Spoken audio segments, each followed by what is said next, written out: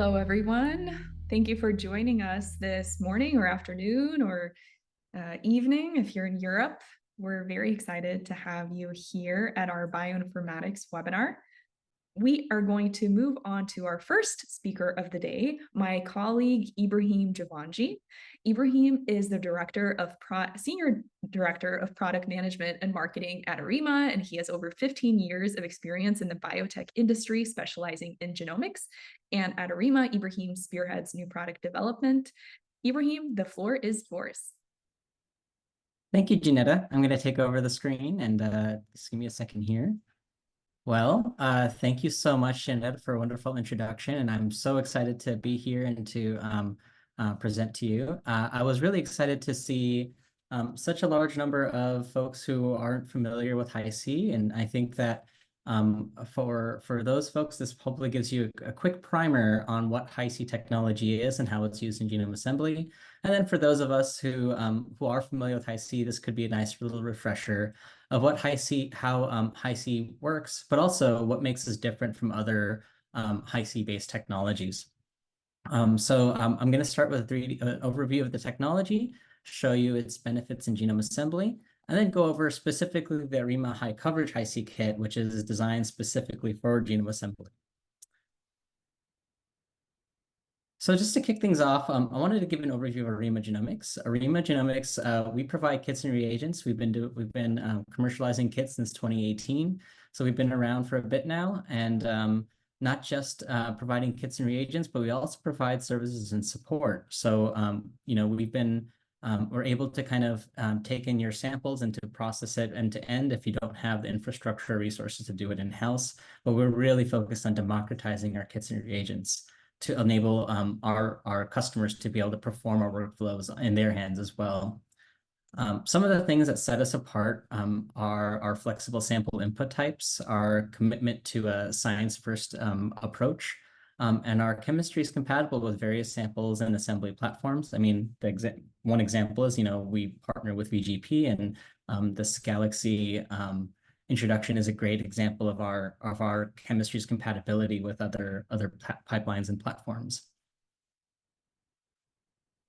So now let's dive deep into the Arima 3D genome workflow. Our technology is powered by Hi-C, or high throughput chromatin conformation capture. And this reveals how the 3D structure of DNA impacts gene regulation and cellular function. Here's how it works. So we extract DNA while preserving its 3D structure by cross-linking, cutting, and religating the DNA fragments. This process captures the proximity of the information of the DNA sequences within the nucleus. After fragmentation and then sequencing, we analyze the data to reveal the 3D interactions within the genome, and we show some examples of an example of a heat map, which is a very typical kind of data representation of Hi-C data. This provides crucial insights into gene regulation, cell type diversity, and overall genome architecture. The power of our workflow lies in offering, access to the sequence, structure, and the regulatory landscape of any genome. And this comprehensive view is essential for genome assembly applications, which we'll talk about in this presentation, but also in gene regulation studies and identifying structural variations. So we mentioned genome assembly. So how is Hi-C used in genome assembly projects? Well, traditional sequencing methods, particularly long-read sequencing methods, result in hundreds to thousands of unmapped contigs.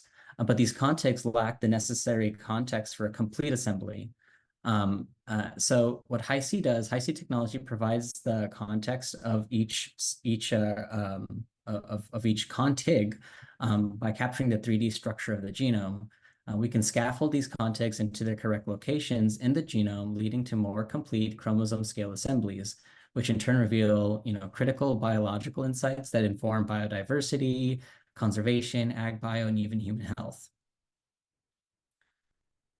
Specifically, there are 4 ways which Hi-C data improves genome assemblies, and we're going to dive into each one right now. So the first way is ordering and orienting contigs. So current long-read technologies provide very high-quality contigs, but lack the context to arrange them correctly. Hi-C technology offers DNA proximity information, which is used to order and orient the contigs accurately. So in this example, researchers use Hi-C data to organize contigs and genome assemblies of wild versus cultivated lentil species, which are very similar, but they actually have distinct differences within them that actually revealed large-scale structural variations between the wild versus the cultivated species. The next way Hi-C data improves genome assemblies is by anchoring contigs into chromosomes. So highly repetitive elements in pseudochromosomes often hinder scaffolding contigs into complete chromosomes. Hi-C data provides long-range contiguity information, which helps overcome these challenges. For instance, in this example, Hi-C data is used to anchor contigs into the 7 chromosomes of the cucumber genome. Now, these are very, very similar, highly repetitive chromosomes, and it was very difficult to kind of to separate these chromosomes from each other just using long-read sequencing data on its own. Hi-C data helps kind of orient them and separate them from each other, and it results in a much more accurate assembly. Hi-C data also is also crucial for fixing misassemblies. So complex genomes with many repeats, as I mentioned before, can result in incorrect scaffolding. Hi-C provides chromosome territory information. It's one of the features of 3D genome data. Chromosomes interact with itself. So Hi-C provides chromosome territory information, which helps correct, scaffolding errors. In the hummingbird genome, for example, Hi-C interaction heat maps were able to identify misjoins that were corrected during curation, which led to a much more accurate hummingbird genome assembly. So in version 1 over here, there was these 2 chromosomes that you can see over here was initially identified as a single chromosome, but with Hi-C data, they were able to identify actually this is 2 distinct chromosomes that can be separated and recorrected here in the curated genome assembly. Finally, lastly, Hi-C data assists in phasing haplotypes. Phasing alleles requires insights into chromosomal interactions to cluster contigs correctly. So Hi-C data enables clustering and scaffolding of individual haplotypes. For example, Hi-C contact maps of homologous chromosomes in the wild sugarcane genome allowed for allele-aware chromosome scale assemblies. So in summary, Hi-C data enhances genome assemblies by providing the necessary context to order and orient contigs, anchor them to chromosomes, fix misassemblies, and phase haplotypes. These improvements lead to more accurate and complete genome assemblies, demonstrating the critical role of Hi-C technology in genomics. So we spoke a lot about the general applications of Hi-C data as used in genome assembly, but I wanted to take a few minutes to explain how Arima high coverage Hi-C is uniquely suited to genome assembly projects and highlight its advantages over other Hi-C chemistries. So Arima high coverage Hi-C is built on a 4 restriction enzyme assembly platform. So the 4 enzyme chemistry can be compared against 2 enzyme and a single 1 enzyme chemistry in this experiment here. So our 4 enzyme chemistry provides enhanced uniformity and consistent sequence coverage across different genomes. So we kind of had experiments where we compared not just human genomes, but other genomes across insects, plants, and parasites. And we can see that the high coverage Hi-C helps kind of provide close to 100% sequence coverage with the 4 enzyme chemistry and the higher uniformity. This advanced, so the Arima Hi-C Plus kit, which is a 2 enzyme based chemistry, does provide pretty high coverage, but it's not near 100%. That chemistry is better suited for projects that are centered around gene regulation studies, structural variant detection, and it's also compatible with FFPE tissue samples. So it's really great for other applications, and it actually has really high, good quality metrics for 3D genome specific applications. But high coverage Hi-C is uniquely designed for genome assembly projects. And then just to mention the single enzyme chemistry, which original old legacy Hi-C methods are built on, they just provide very poor uniformity and sequence coverage.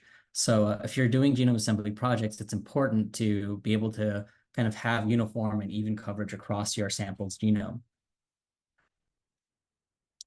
So now that we compared Arima high coverage Hi-C to other RE-based Hi-C methods, I wanted to kind of jump into how it compares to DNA-spaced Hi-C, which is another popular technique for genome assembly Hi-C scaffolding.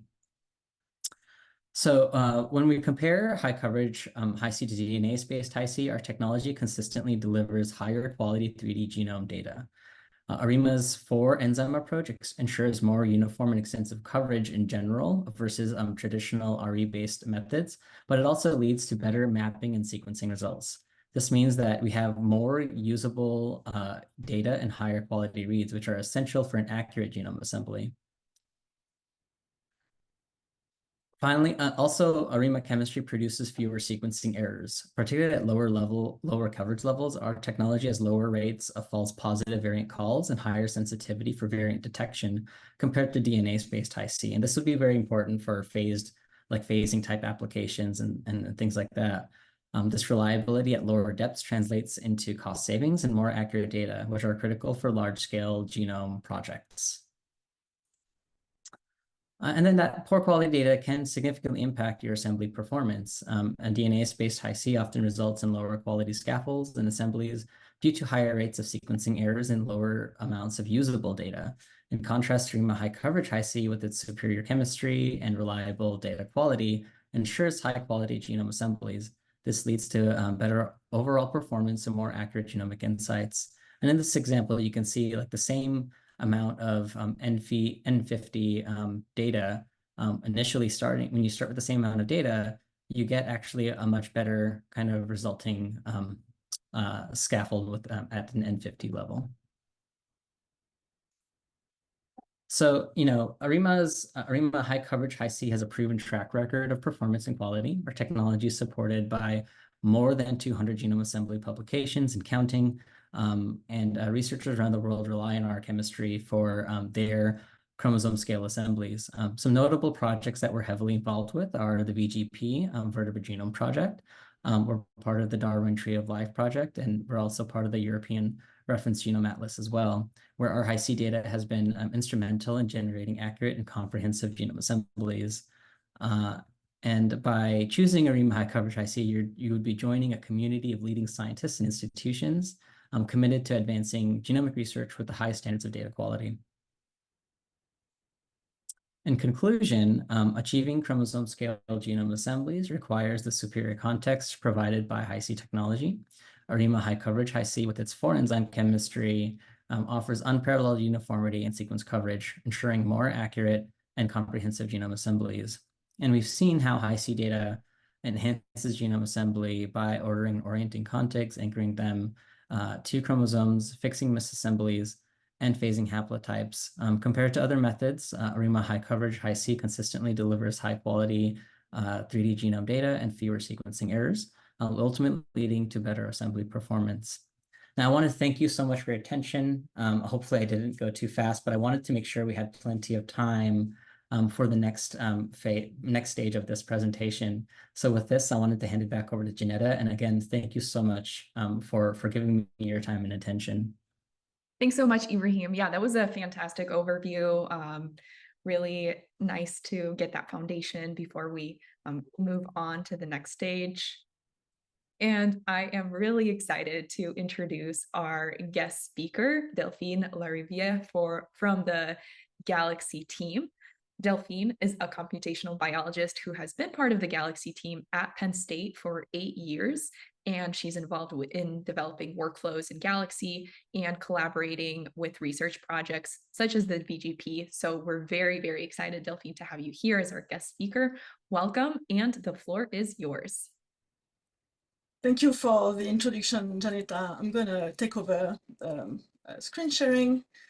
And thank you everyone for joining us this morning or afternoon or whatever time it is for you.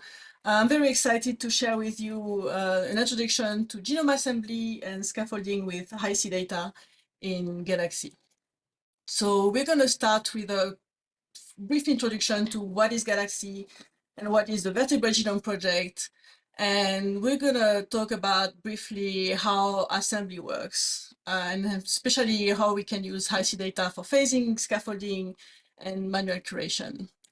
We're then going to see what are the VGP assembly workflow in Galaxy, and we're gonna work together through hands-on to see how we can export them and run them easily in Galaxy, and what are the steps to evaluate the quality of your genome assembly in Galaxy. So what is Galaxy? Galaxy is a lot of things. Galaxy is a graphic user interface for interactively running tool. There's thousands of tools that are ready to run, ready to install. If you have your own installation, there's curated reference data. It supports full workflow capability, and you can run your workflow on thousands of samples at the same time. But we also support graphic interactive environments such as Jupyter and RStudio if you need more detailed exploration of your data. There's a huge community of users and developers that not only maintain Galaxy, that maintain tools and workflow in Galaxy, but also maintain a portfolio of training material that covers a lot of different areas of science. Galaxy can be used on free public infrastructure that have access to high performance computational infrastructures, or you can install it on your own institutional cluster or your laptop. We even heard of people using it on a Raspberry Pi. So it's very portable. But if you want to use it for public instance, there's a lot of them, but the big main three are Galaxy Main in the US that we're going to use today for this training. We have a Galaxy in Europe, and we have a Galaxy Australia, which are the main public instances. So a couple of years ago, we started working with the Vertebrate Genome Project to implement this assembly workflows into Galaxy. So Vertebrate Genome Project is a project that aims at preserving species and ecosystem by generating near error-free reference genome. So the first phase of the project that's ending these days, we're close to the end, is to cover reference genome for each order of vertebrates. So that's over 260 species, and eventually cover all 60,000 known vertebrate species at the end of phase 4. So a quick presentation of the genome assembly that we are performing in Galaxy. It's based on two main kinds of data. The first is PegBio Hi-Fi, which are reads that are shorter than long reads with a length of average of 15 kilobase pairs, but with the highest accuracy than long reads that is closer to shorter reads. So Ibrahim did a wonderful presentation about the Arima technology and explaining that because of the way the DNA conformed in the genome, the closer two sequences are together on the chromosome, the more linkage of AC data you're going to see, which is going to help us organize our sequences physically along the chromosome. So a quick overview of the pipeline. We have a first step that includes K-mer profiling and contigging that I'm going to describe a little more later. And we have 3 paths for that, depending on the data you have. And we have a step of purging if you have duplication in your genome. You can use bionano CMAP for scaffolding as well, but mainly we're using, for all of our species, high-C data with the YAS tool for scaffolding. And we also have workflow for decontamination if you have contaminant in your sequences. So a quick word about K-mer and contigging. I'm not going to go too deep into the algorithm, but it's important to know that most algorithms are based on K-mer counting. So K-mers are this subdivision of the sequence, depending on the length to decide for your K-mer, and it's going to be offset one after the other by 1 base. And based on this K-mer creation, you're going to create a graph with contiguous K-mers, and your final assembly graph is going to look something like that, where you have your adjacent K-mer, and when you have for example, SNP in your genomes with 1 maternal allele and 1 paternal allele, you're going to have a bubble creating in your assembly graph that looks like that. And because we want to have 2 full haplotypes, we're going to separate these bubbles, and the way we separate these bubbles is called phasing. So when you don't have any more information about your genome, the phasing is going to happen randomly. You're going to resolve your assembly graph and this bubble by randomly attributing one side of the bubble or the other to one haplotype or the other. So the golden standard to resolve this haplotype is when you have the opportunity to have parental information, parental sequencing. If you have information about which K-mers are present in the father, which ones are present in the mother, then you can easily attribute one side of the bubble to the paternal or maternal haplotypes. But even when you don't have trio-based data, it's been shown that HiC does a great job at resolving these haplotypes and these phasing problems. And this is done by once we have the assembly graph, we map the HiC reads to the assembly graph, and we see which side of the bubble is linked together with HiC data. And this allows us to resolve two haplotype and attributing correctly one side of the bubble or the other to the correct haplotypes. So once we have this contig, these uninterrupted sequences, we use it as well to scaffold and to orient contigs within the scaffold. So the way the links are oriented in between scaffold, we're going to create, in between contigs, excuse me, we're going to create scaffolds with gaps with unresolved region in between the contigs. But even when we have the scaffold, our work with HiC is not finished. We're looking at the heat map. As Ibrahim showed before, we can see misjoin, but we can also see when we map with genome coverage at the bottom and when we map two haplotypes. We have example, for example, here we can see that it's probably the sexual chromosome because it's present in only one haplotype, not both, and we have the deep in coverage. So we are looking at HiC all along the process of genome assembly. So all of these steps in Galaxy are translated with 10 workflows. So we're not going to use 10 workflows every time. It's going to depend on which data you have. If you have the parental Illumina for trio phasing, if you have HiFi, you always have HiFi. If you have IC, if you have BioNano. And the example we're going to use today for the hands-on is the trajectory number 2, where we have HiFi and HiC. So we're going to run K-mer profiling, contigging, and scaffolding together. So along this workflow, we're going to look at quality control with a genome scope plot, Mercury, Busco, assembly stats, and pretext map. So we're going to switch to Galaxy. If you haven't done it already, please connect to usegalaxy.org and join the queue for the training queue. Once you have followed that link, you can close the window and go back to Galaxy. So a quick overview of Galaxy for those who are not familiar with it. You have 3 panels and a menu bar. So the panel on the right is going to be where all your data is. You're going to have your input data, and every step of the way when your analysis goes through is going to populate with the intermediary data sets and with the results of your analysis. In the middle is where your working area is going to be. That's where you're going to enter the parameters, browse your data, browse your tool, browse. That's the main work area. And on the left, you have the tools with different categories. So today, because we have such a short session, we're not going to upload our data ourselves, but you can take a look. You can upload data from local file. You can upload data by pasting URLs.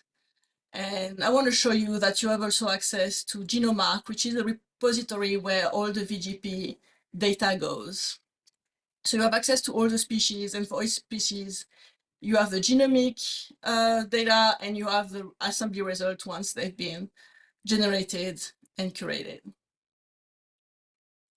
But today, because we don't have a lot of time, I've pre-computed a lot of things that I'm going to show you. And in order to do that, we're going to import a history into our own workspace. So to do that, you can go in the menu bar on top of the page, click on data, and click on histories. So here you're going to have all your histories. If you've been working with Galaxy before, it's going to be pretty empty if that's your first time. And we're going to go to public history to look at published history. And we're going to search for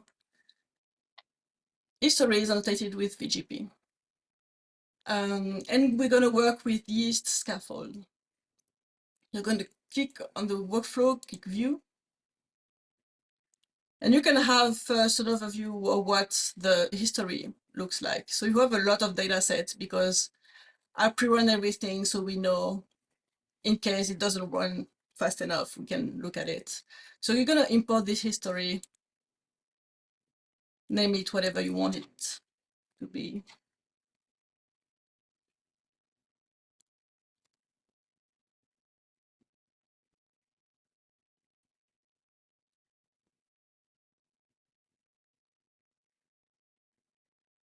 So if you now come back to the main page, clicking on the little house there, you can see that the history that you imported has populated there. There's a lot of file, don't worry, we're going to go through it together. But if you scroll right down to the bottom, we're going to have your input data. So we're going to have two types of data. We have our PacBio reads at the very bottom, and then our HiC reads right above it. So the PacBio reads are a list. It's like a folder. If you click on it, you have every individual data set in it. So it doesn't matter how many data sets you have, you're always going to manipulate that as one unique object, which is a collection, and it makes life easier. If you have several HiC data experiments, we concatenate them in the same order, reverse and forward reads, and we use single data sets. We concatenate them into single data sets. Now we have two options. We can either continue working in that history or keep it as a reference when we want to look at it. And if you want to manipulate history, we're going to create a new one just by clicking at the plus sign on top of the history bar.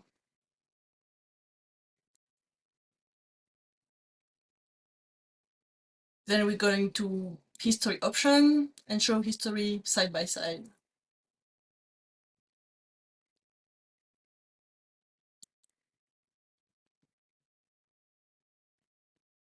So you can see that I have both the named history that I just created, which is the current history, and I have the yeast scaffold history that I just imported.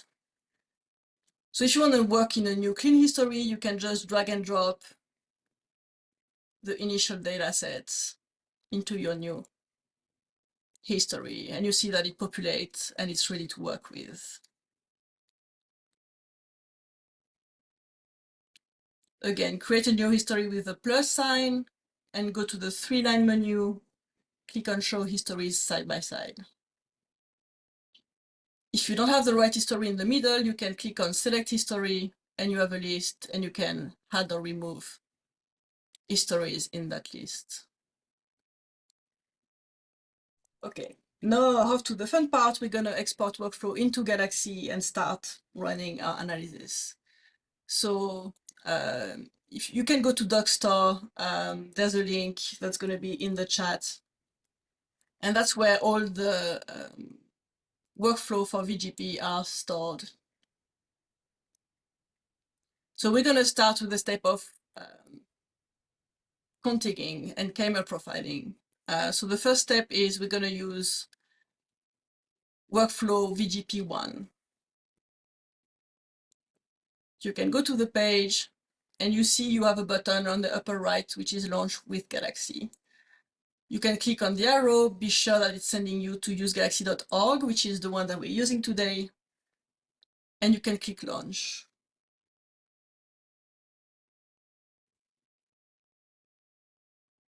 And once in Galaxy, select either main or the latest version. These are the same. So now you're on the page with all your workflows, and we're going to select the one that we just imported, and we're going to click on Run Workflow.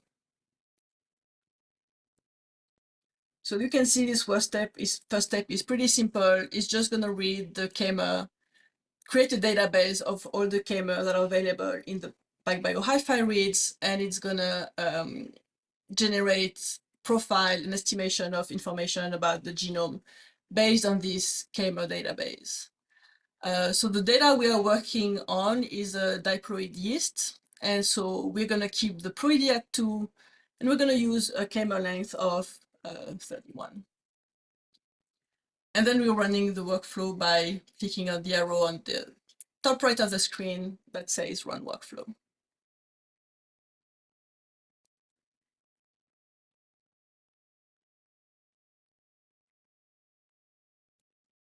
So you're going to have progression bar saying that the job has been scheduled and the job are running. So you have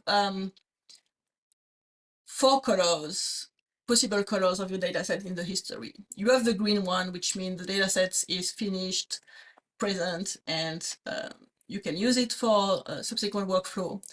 When it's gray like that, it means it's waiting to run.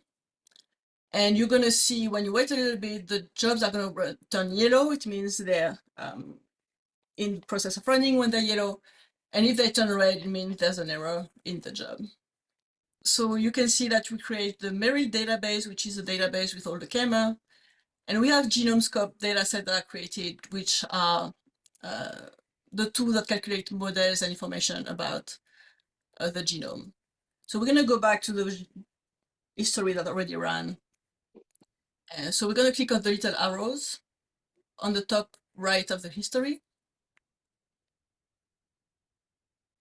So now we can take a look at this data set that we created. So we created the Merit database. This is a binary file. We can't look at it.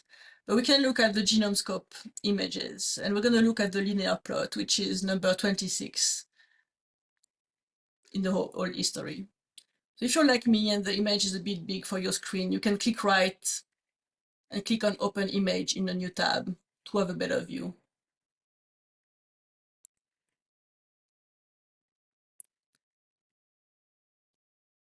So this GenomeScope profile is very important because it's giving you information such as the estimated length of the assembly, the rate of heterozygosity, and the coverage of the K-mer coverage of your genome.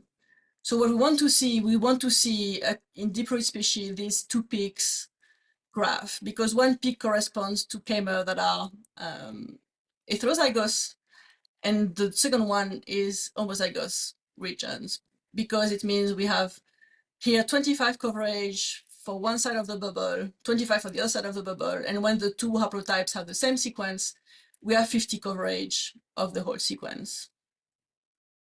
And so it's important to see that the model, which is the black line, fits your data pretty well. It's going to make your assembly higher quality. I mean, you need that to have a good quality assembly. If you don't have this curve, you can look at, maybe you need to clean up your data, maybe you need to change a different K-mer. There's a solution if you don't observe that good model in GenomeScope. All right, we don't have a lot of time, so I'm going to go a bit faster, but this is the same step that you're going to repeat again. We're going to go back to DocStore and run workflow number 4, which is the 4th from the end.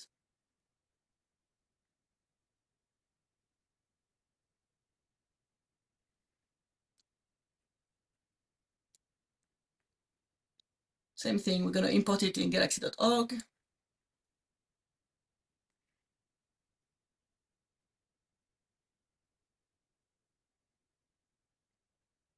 And use the latest version.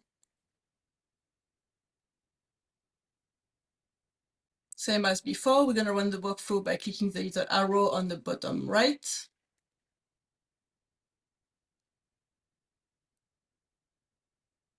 In that case, we have a little bit more parameters to set. So we have the same PacBio collection that we're going to go fetch at the bottom of the list. And then we're going to have IC forward reads and IC reverse reads.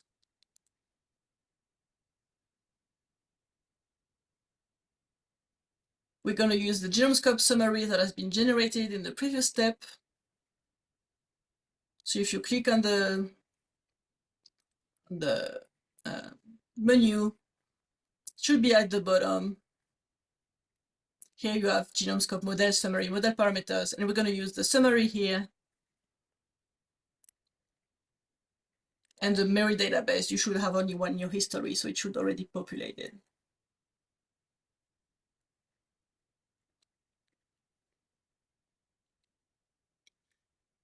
As a lineage, we're working with a yeast, and we're going to use the lineage Ascomycota. And finally, we're going to use the genome. We're going to change the GenomeScope model parameters. As before, you click on the scrolling menu and you select at the bottom GenomeScope model parameters. Once you do that, you can run the workflow.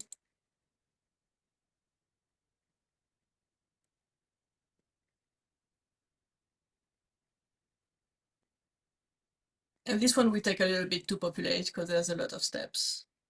But we can look at what's run already.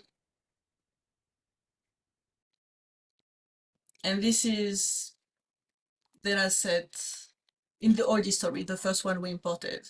It's data set 33 to data set 1 and 22.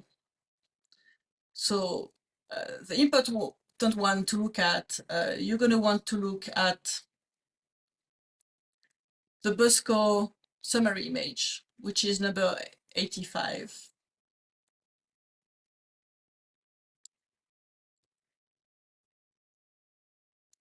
So this is going to give you information about the completeness of your genome. Bosco is looking for a set of known genes that in the lineage that we provided to the workflow are supposed to be present in one copy in the genome. So you can see that in light blue, you have all the genes that have been found that are complete and single copy. In dark blue, you have the complete and duplicated gene. In yellow, you have the ones that are fragmented or incomplete, and in red, you have the ones that are missing. So if you have a large number of duplicated gene, you might want to purge your workflow. In this case, the number of duplication is pretty low, so we are good for purging. The next one you want to look at is Mercury plots, which is number 88. It's a collection, so you're going to click on, there's no eyes. So you have eyes for the data sets to look at the images. And for the collection, you're just going to click on the box, and it's going to give you a list of data sets. In that case, we're going to look at, so you have assembly 01 and assembly 02, which is haplotype 1, haplotype 2. And we're going to look at the spectra CN, the first one.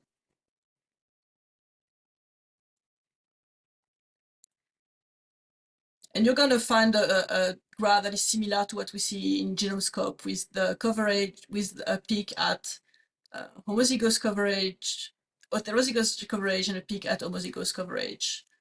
And the red graph is showing the reads that are in the assembly that we're looking at. So in that case, it's assembly number 1. And in gray are the K-mer that are found in the read, but not in the assembly, which means they're probably in the other assembly.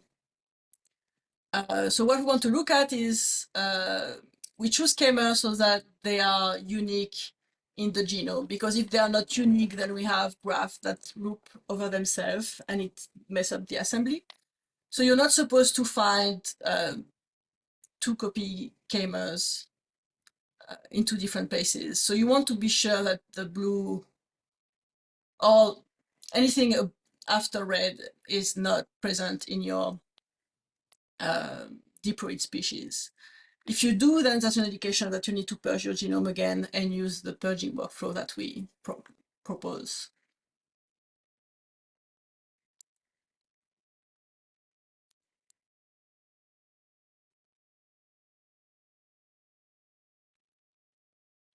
And you also have your genome statistics that are number 102.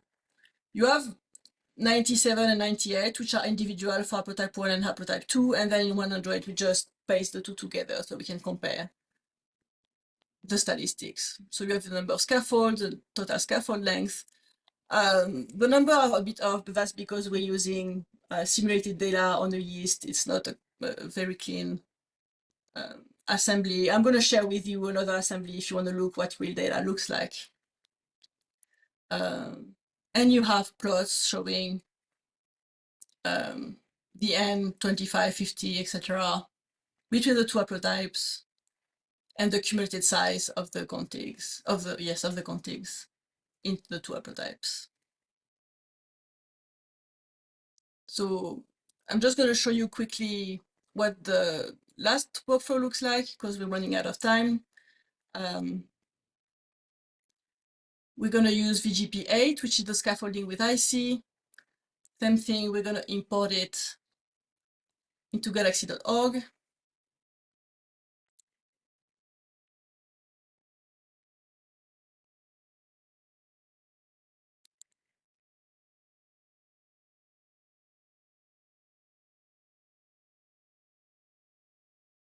In that case, we're going to use the GFA files that have been created by the previous workflow. So GFA files are a format that keep track of what the assembly graph looks like instead of using the FASTA, which is just sequence-based. So we're going to assemble, in this case, the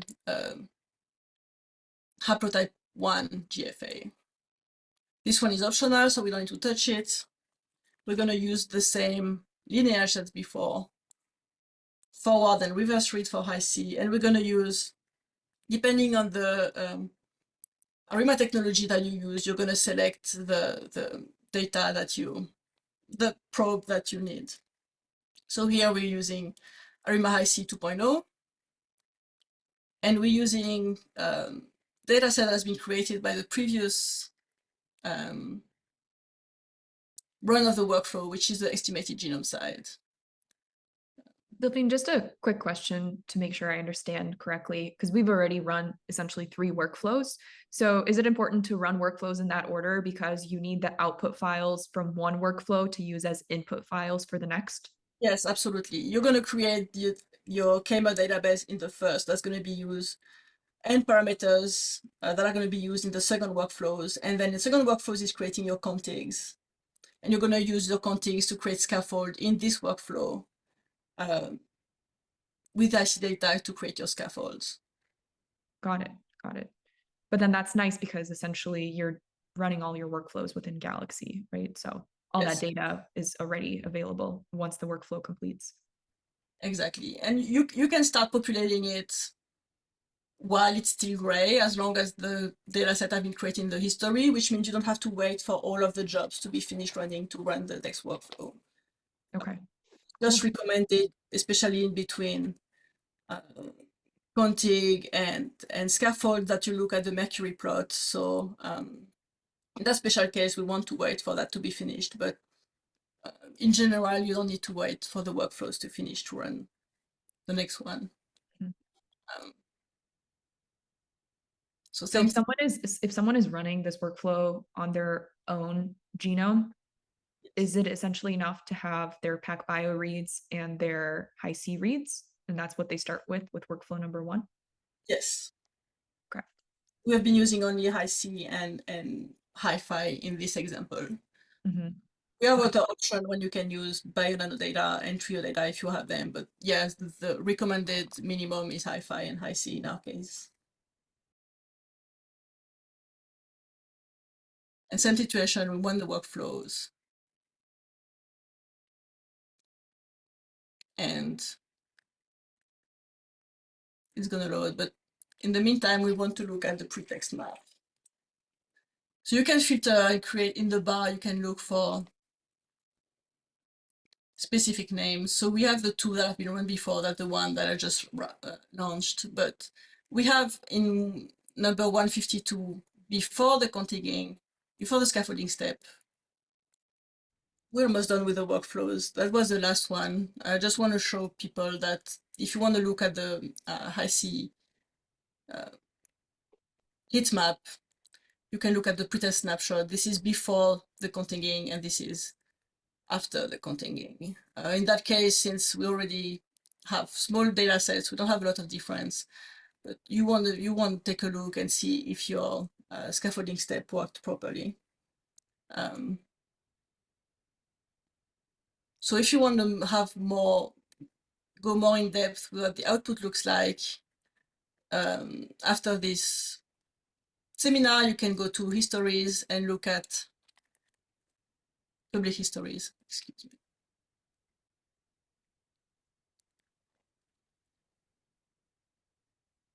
VGP and look at the zebra-finish scaffolds. You can export it the same way you did the yeast. And you can take a look at what it looks like on real data. If you want to go more in depth as well, you can go to look at the full tutorial in the Galaxy training material platform. We have two versions, one which run the workflow, so it's pretty similar to what we've done today, just taking your time to go through the process, see what it looks like. And we have a longer version that goes 2 by 2 if you really want to go in depth on how assembly works. You can also take a look at the publication that we released earlier this year. And I'm sorry we ran a little long. Thank you everyone for sticking with us and for following along. And if you have any question, we'll answer that immediately. Thank you so much, Delphine. I mean, this is a hands-on tutorial, right? So there's bound to be a lot of questions, a lot of, oh, where am I clicking?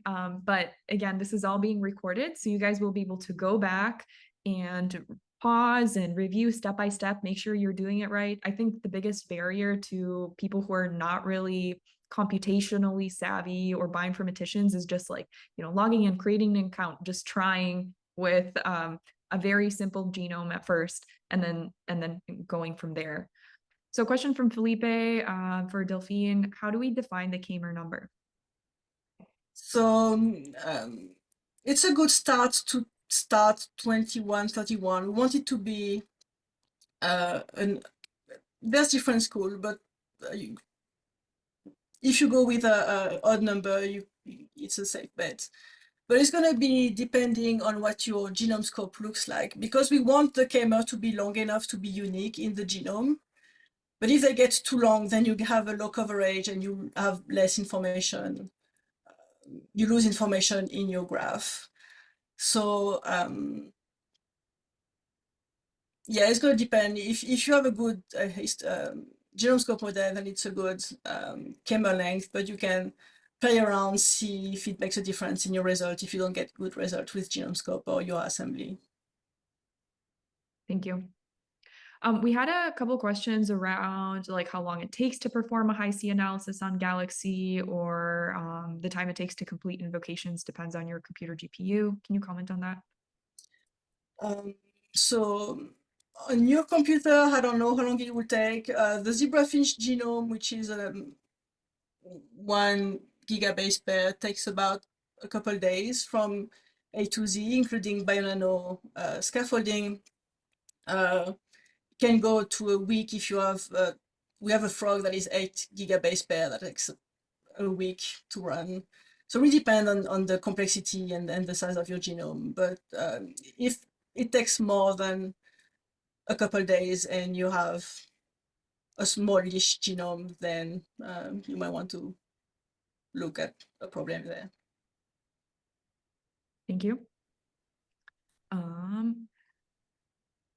Should the data be only from PacBio? Can you use data from Illumina or Ion Torrent? Is there another similar question, is there a workflow for ONT, Illumina, and high-C data? So for the VGP workflow, we support only Arima, bionano, and hi-fi, but the ERGA group is working with ONT data as well. And you can look at maybe more modular data on this side of development, but in Galaxy as well, still. Thank you. Somebody's asking, what if we have already assembled contigs with our PacBio reads in Illumina, for instance? So I guess they're already partially done through the workflow. You can go in the middle. Just make sure that you have a GFA file. If you don't have a GFA file, you can use, we have a tool to convert FASTA into GFA that is called GFA stats in Galaxy. But if you have a GFA file with your assembly, that aphorism, the tool that we use for contigging, is producing, but you need a GFA file and you can run just the scaffolding step and the decontamination steps on your contigs. Thank you. So we only have a couple minutes left. So what I like to do is I like to ask the panelists if there is a question that they see in the Q&A. We still have like 16 Q&A questions. We just can't keep up with you guys. So if there's a question, Delphine and Ibrahim, that you like or would like to answer that maybe is more relevant to a number of folks, please select one. I just see a couple that I think I can quickly answer. Okay. One was a question from Claudia: how many milligrams of animal tissue skin biopsy is necessary for high C? And the answer is, our range is between 50 to 200 milligrams. Obviously, 200 milligrams is great if you have more sample, but 50 is the minimum we would recommend there. And then there was a question around DNase. DNase is a cutter. Obviously, we recommend the Arima high coverage high C. It's a 4-enzyme chemistry. DNase is another popular chemistry. We don't offer that, but the reason why people use that is that it promises like they say, a higher uniformity. However, I think that the challenges with DNase is that you typically have to optimize that on a per sample per tissue type basis. So if you have workflows that are that need to be standardized, it might be a little bit hard to do that with DNase unless you have the same sample coming in every single time. So one of the things with Arima high coverage high C is that you also get really high uniformity as well. So it gets pretty close, and you have higher data quality. So fewer kind of you have more usable reads, and you have less sequencing errors as a result of the restriction enzyme-based method. Thank you, Ibrahim. All right, Delphine, last question of the webinar. Which one is it going to be? So I have a question. I have a couple of questions actually about what happens if you have a haploid species or a polyploid species. So our workflow will work with haploid species, and in that case, you're just going to have one peak in your genome scope and Mercury plots. But if you have a polyploid species, we don't support that because we have a lot of workflow where we only assume that there's 2 haplotypes. But you can still use the tool. You're just going to have to follow more of the step-by-step tutorial and look at what the tools and then adapt it to your own needs for polyploid species. All right. Thank you so much. And with that, we are a wrap for this webinar. It looks like it was very, very popular. Lots of questions. Maybe we'll convince the Galaxy team to do another tutorial. If not, they do have really nice tutorials on their website, step by step. You can refer back to, wait, where's this step? Where's this button? We're going to send all of that in the follow-up email. So not only will you get a link to the recording, you're going to get a link to Delphine's slides, and that has the links to the tutorials that you can follow along with. I thought that's actually a really, really valuable feature of Galaxy, where if you're confused, you don't know where to start, it's okay. They have tutorials. Well, thank you very much to the 80-something people who are still here with us past the hour, and I hope you guys have a great rest of your Wednesday, and hopefully see you at a future Arima webinar. Bye, everyone.